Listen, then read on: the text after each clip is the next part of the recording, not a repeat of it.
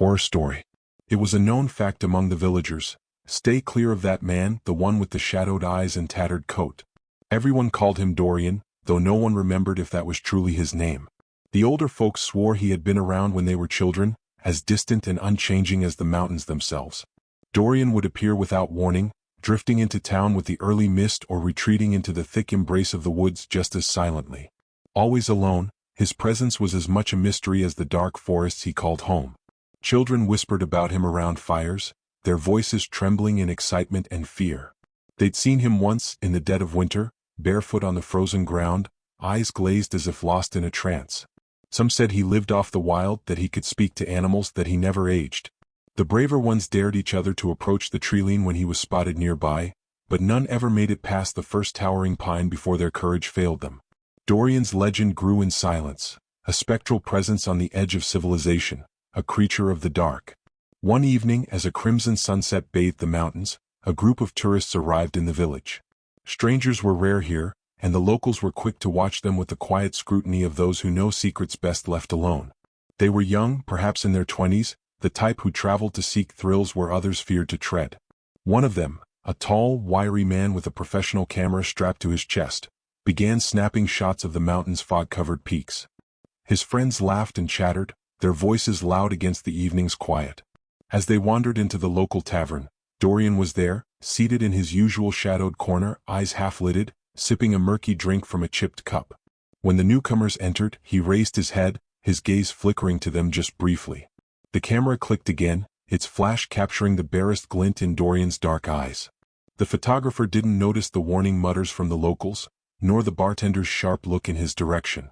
But Dorian's stare lingered on the photographer, his face unreadable, his expression one of vague interest. Or was it something darker? The tourists soon learned of the nearby mountain trails, eager to explore what the locals considered dangerous, off-limits terrain. Nobody goes up there after dark, the bartender warned, but the strangers just laughed, dismissing the tales of strange figures seen among the rocks and ominous sounds in the night as folklore. They planned to leave at dawn, excited to encounter the untamed wild and perhaps even photograph the notorious reclusive figure who haunted these hills.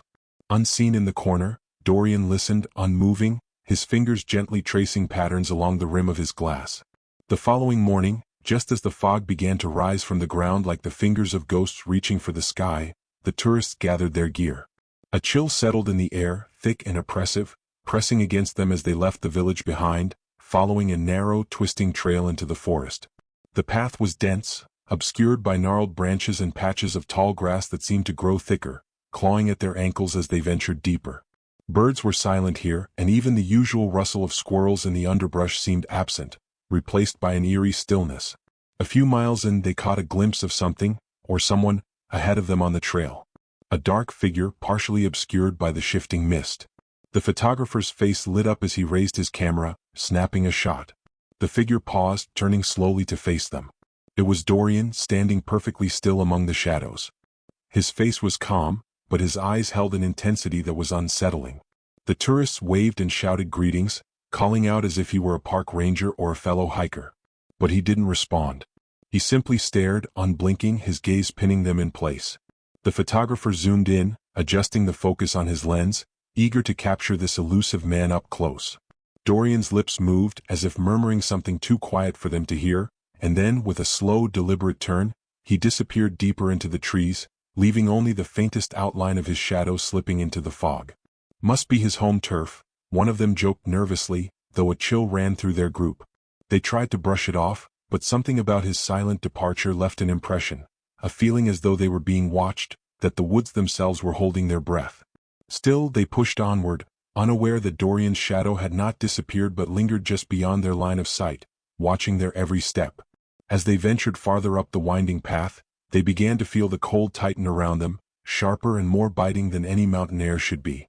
They shrugged it off, keeping close together, but as they moved, the trail seemed to shift, each turn bringing them deeper into a landscape that seemed somehow unfamiliar, darker, with trees twisted into grotesque shapes and rocks covered in strange markings. None of them noticed, but their laughter had died down, replaced by whispers and then silence.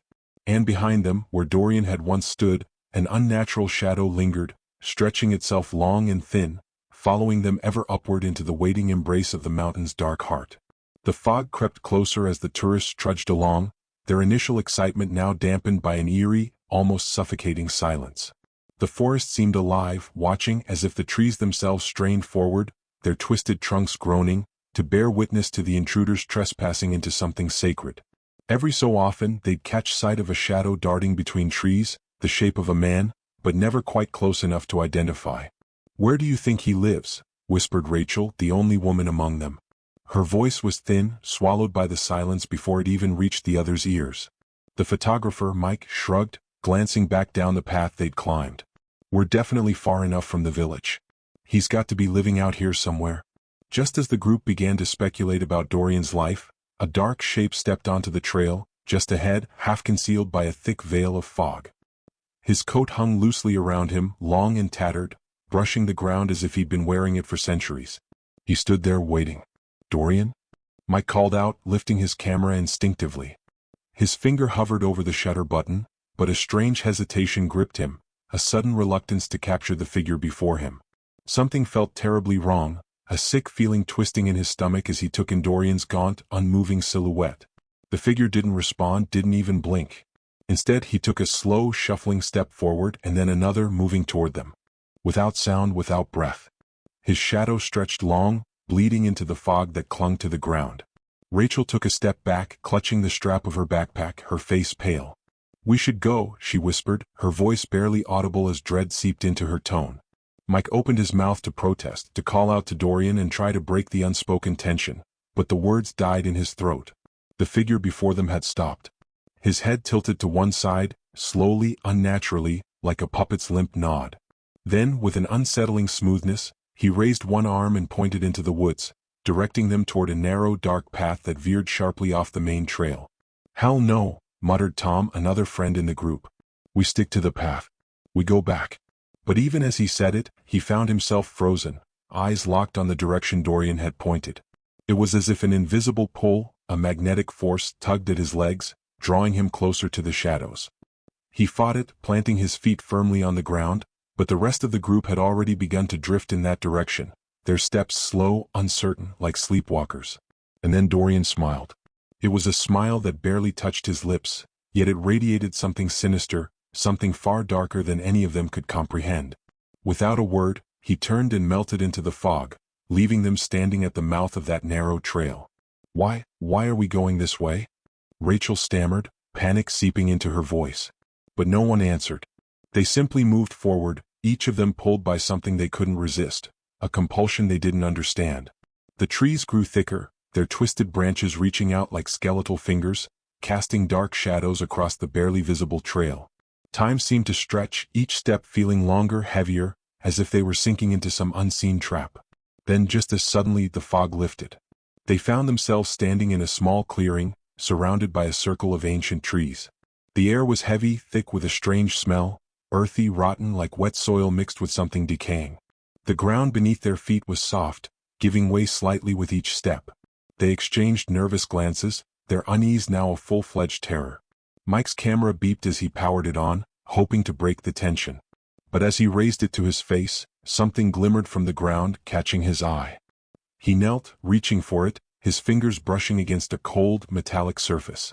It was a chain, rusted, partially buried in the earth, disappearing beneath the forest floor like some forgotten relic. "Guys," he whispered, pulling the chain gently. As he tugged, it pulled back, taut, as if anchored to something deep underground. Then, with a sickening crack, the earth gave way beneath him. The ground collapsed, opening up like a mouth. With a yelp, Mike fell, tumbling into darkness. The others screamed, scrambling back from the gaping hole as loose soil crumbled at the edges, threatening to pull them in. "Mike!" Tom yelled, his voice cracking as he peered into the darkness below. But there was no answer, only the faint echo of Mike's scream swallowed by the cavernous depths. Without warning, something shot out from the shadows. A rope, old and frayed, lashing around Tom's ankle, yanking him down with a force that knocked him off his feet. He clawed at the dirt, kicking and thrashing, but the rope only tightened, dragging him toward the edge of the pit. The remaining two, Rachel and Jason, staggered back, their faces pale with terror. But the forest seemed to close in around them, the trees shifting subtly, their twisted branches stretching out, bending as if alive, reaching for them. The silence was replaced by a soft, rhythmic sound, footsteps. From the other side of the clearing, Dorian emerged from the shadows, his face twisted into that same haunting smile, a glimmer of amusement in his dark, hollow eyes. He walked toward them slowly, deliberately, savoring each step as he watched their fear take root, grow, and blossom. "Run!" Rachel screamed, grabbing Jason's arm, pulling him toward the far end of the clearing. But as they fled, the ground beneath them softened, sucking at their feet like quicksand. Roots writhed below the surface, lashing out, wrapping around their ankles, holding them in place as if the forest itself had become a living trap. Rachel looked back, gasping as she saw Dorian standing over the pit, peering down at the darkness below, his head cocked to one side. His eyes, wide and unblinking, flickered with a strange hunger as he watched the hole. Then he knelt, reaching into the pit, his hand disappearing into the shadows. Slowly he pulled out Mike's camera, wiping dirt from its lens with a methodical care that was both unsettling and calculated. His gaze lifted, meeting Rachel's, and he smiled, a grin too wide, too dark. They struggled, twisting and fighting against the grip of the roots, but it was useless. The harder they fought, the tighter the roots coiled around them, digging into their skin, constricting their movements until they could barely breathe. Panic took hold, their hearts pounding in their chests as they realized they were trapped, ensnared by a force beyond their understanding, something ancient, something evil. And as the darkness closed in, Dorian's low, chilling whisper carried across the clearing. "You wanted to see the mountain, didn't you?" He raised the camera, pointing it at them, and the flash went off, capturing their horrified faces in that one final, blinding light. And then nothing. Just the rustle of leaves and the soft whisper of the wind. By the time the fog cleared, there was no trace of them.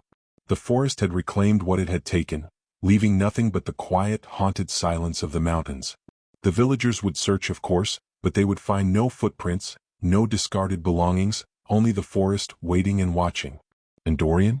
Well, Dorian would return to the village, drifting back into his shadowed corner at the tavern, his eyes as dark as ever. No one would question him, for he was just a man of the woods, a ghost in the flesh. And as the locals would sit in silence, they would wonder, was it the mountain that held the curse, or the man who'd come to claim it?